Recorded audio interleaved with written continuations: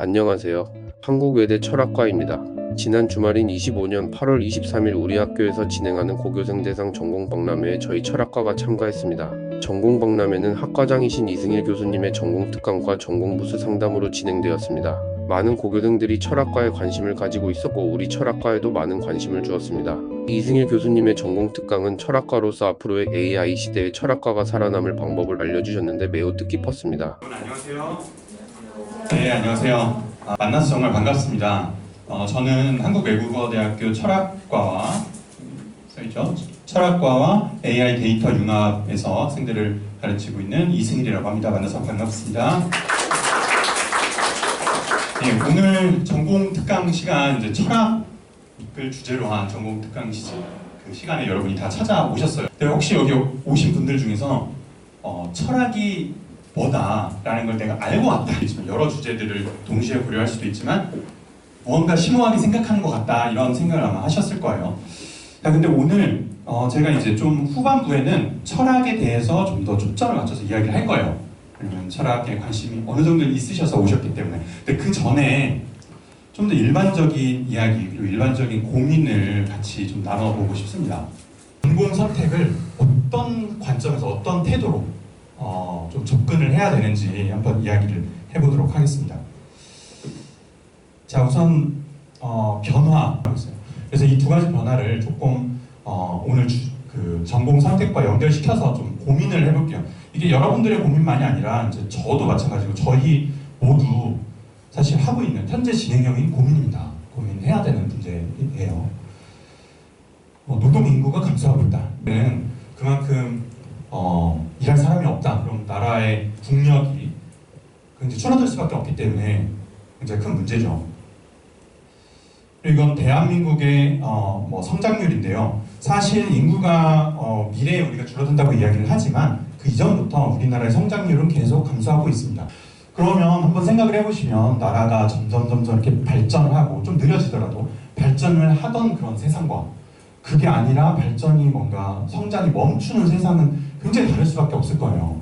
우리 사람도 생각해보시면 저도 이제 나이가 많이 들다 보니까 젊었을 때는 이제 점점 어렸을 때 여러분 나이 점점 자라날 때는 생각하는 것도 그렇고 몸도 그렇고 다르죠. 활력도 있고 근데 어느 순간에 이제 정점을 좀 찍으면 굉장히 많은 게 달라지더라고요. 그래서 나라도 사실 비슷할 수가 있거든요. 그래서 그런 환경에 우리가 어쨌든 적응을 해서 우리 각자의 미래를 설계를 해야 되기 때문에 이런 부분을 좀 말씀을 안 드릴 수가 없어요. 어쨌든 계속 성장을 하고 또 앞으로도 내일이 오늘보다는 더 나은 거라고 누구나 믿고 있는 그런 사회였다고 생각하시면 돼요. 당연히 더 미래가 지금보다 낫다. 자, 그런 상황에서는 그런 고성장 사회라고 우리가 이야기를 하는데요. 그런 사회에서는 어떻게 전공 선택을 했을까? 물론 자기 적성에 맞는 거를 선택하는 게 1차적이겠죠. 모두 다 자기 적성을 분명하게 알고 있는 것도 아니고 그러다 보니까 어떤 생각이 유행할 수밖에 없냐면요. 뜨는 직업이 뭐냐? 이제 앞으로 이게 뭔가 뜰 것 같다. 그런 게 있어요. 사회적으로 유행하는 게 있죠. 그럼 그거랑 관련된 게 뭐냐? 그 단어가 들어간 전공이 뭐냐? 이런 거 이제 관심을 많이 가져요. 회사가 여러분을 이제 고용할 수 있는 그런 고용주라고 하죠. 여러분들을 고용하는 그런 사람 입장에서 보면은 일단 여러분들이 대충 비슷한 걸 어느 정도만 알고 있으면 일단 뽑아도 돼요. 뽑아서 이제 다시 교육을 시키겠죠. 그래도 사회가 전체적으로 계속 성장하고 있기 때문에 크게 문제는 안 돼요. 네. 노동력도 많고 사회는 계속 발전할 거고 그러니까 대충 빨리빨리 효율적으로 뽑아서 쓰면 되는 거예요. 그러다 보니까 이렇게 간판 중심의 어떤 채용이 더 사실은 현명할 수도 있죠. 근데 이제 앞으로는 사회 환경이 변한다라고 말을 했죠. 사회 환경이 변하는데 어떻게 변하냐? 우선 여러분이 회사의 입장이라고 생각을 해보세요. 예전처럼 나라가 사회가 전체적으로 계속 성장한다는 게 보장이 안 돼 있어요. 엄청 이제 어려워졌죠. 더. 그러면 한 명을 뽑더라도 굉장히 세심하게 잘 보고 잘 뽑아야 되겠죠. 게다가 노동 인구도 확 줄어든대요. 그러면은 정말 잘 뽑아야겠죠. 아무나 왜냐하면 우수한 인재의 수가 그만큼 줄어든다는 거니까 쉽게 함부로 뽑을 수가 없는 거예요. 그래서 단순히 내 전공에 어떤 단어가 들어갔다 이것만으로는 너무나 이제 부족한 거죠. 이 사람 신뢰하기가. 여러분한테 좀 일반론적으로 드리는 일종의 제안은 스킬셋 중심의 전공 선택을 해야 된다. 역량 또는 문제 해결 능력 이렇게 보시면 돼요. 여러분의 기술이죠. 스킬 예를 들면 여러분이 긴 글을 읽고 빨리 읽고 요약을 해서 다른 사람에게 쉽게 설명할 수 있다. 이것도 굉장히 중요한 능력이에요. 지금 요즘 사회에서 굉장히 희귀해지고 있는 능력이거든요. 선택을 해야 되겠죠. 그래서 그 역량을 가지고 내가 졸업하는 걸 목표로 삼아야 된다. 그리고 그 목표를 달성하기 위해서 필요한 것들 중에 하나가 전공 선택이에요. 그러니까 전공 선택을 너무나 부담스럽게 생각하실 필요 없어요. 예전처럼. 예전에는 뭔가 내가 어떤 전공을 선택하면 그게 내 정체성을 규정하는 것 같은 느낌이 들죠. 내가 이제 이게 되는 것 같죠. 내 평생 미래가.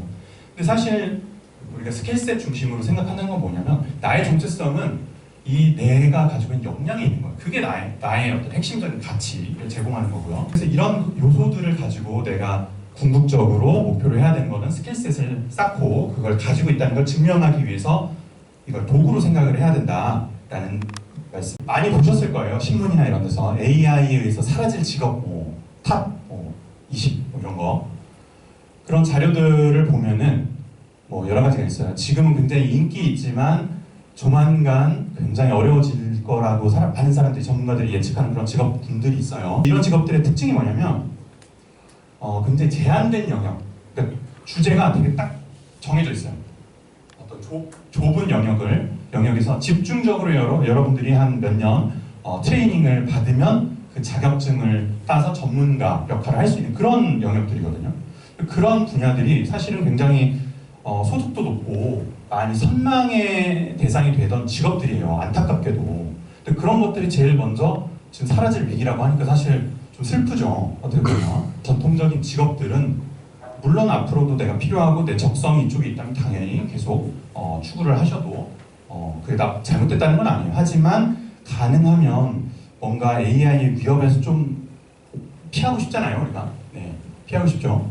그게 아무래도 현명할 거고요. 그럼 도대체 뭘 어떻게 해야 되냐? 제가 AI에게 대체되지 않으려면 이런 시대가 왔네요. 제가 하나는 당연하게도 그 분야에 대한 전문적인 어떤 식견이 있어야 되겠죠. 지식, 배경 지식과 이해가 있어야 되는 건 너무 당연하고요. 근데 그것만 가지고는 안 된다는 거죠. 그것만 가지고는 안 되고 종합적인 사고 능력이 있어야 된다. 종합적 사고 능력이 뭐냐? 너무나 막연하다라고 생각을 하실 수가 있어요. 막연한 거 맞아요. 근데 사실은 이 부분이 없어서 우리가 AI에게 모든 걸 100% 맡길 수 없는 경우가 굉장히 많거든요. 자, 그 종합적 사고 능력이라는 걸 조금 더 구체적으로 보면 어떤 문제를 우리가 분석하고 비판적으로 볼 수 있는 그런 능력. 그 다음에 그 한 분야뿐만 아니라 다른 인접 분야들을 연결할 수 있는 그런 능력. 또 관점 전환 능력.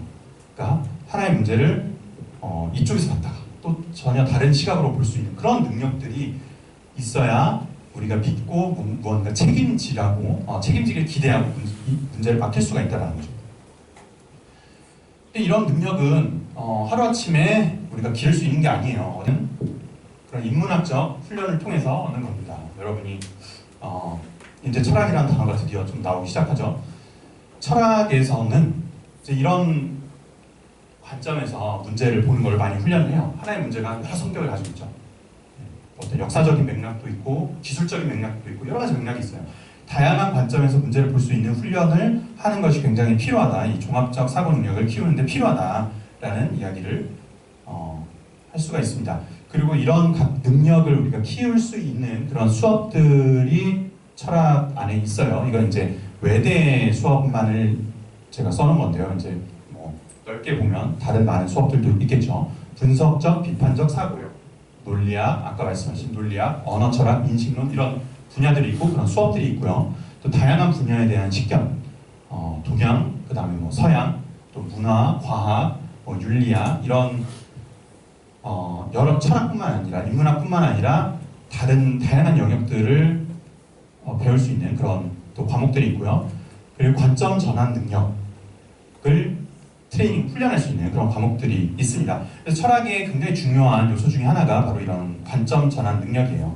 내가 여러분들한테 물었던 질문이죠. 철학이 뭐라고 생각하냐. 다양한 답변이 있겠지만 좀 피상적으로 말을 하면 인간과 세계에 대한 근원적인 물음을 던지며 다른 분야에서 당연하게 수용하는 가정들을 비판적으로 검토하고 분석하는 학문. 다른 곳에서는 그냥 가정, 이걸 안 받아들이면 이 게임에 참여할 수 없는 그런 게임의 룰인데 철학에서는 그런 것도 다 의심과 탐구의 대상이 되는 경우가 많이 있습니다.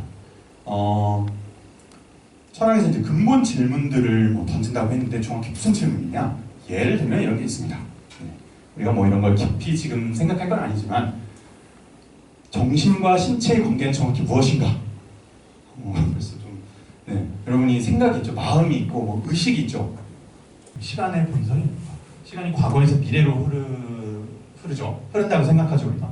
왜 거꾸로는 못 가지? 이런 질문도 철학에서 굉장히 중요한 주제 중에 하나예요. 자유의지가 있는가? 여러분들 중에 이제 책을 읽으면서 또는 그냥 스스로 생각하면서 이런 비슷한 질문들을 해보신 분들이 있을 수 있을 거예요. 네. 또 궁금한 것 중에 하나가 그런 걸 거예요. 철학 전공하면 나중에 졸업해서 뭐 하냐? 이런 질문. 네. 이런 걸 해요. 지금까지는. 그러니까 여러분이 이제 제일 전공으로 삼아서 대학원에 진학해서 이제 학계에 남으실 수도 있고요. 그건 이제 철학을 계속 공부를 하는 거죠. 또는 로스쿨에 진학해서 법조인이 된다든가, 아니면 피세트 아까 말씀드린 대로 그런 거를 시험을 보고 또 공무지, 그래서 종합적 사고 능력을 철학을 통해서건 또는 무엇을 통해서건 대학교에서 그런 능력을 좀 쌓아서 사회로 진출하는 것을 중요한 목표 중에 하나로 간주를 하시기를 권유드리면서 오늘 특강을 마치도록 하겠습니다.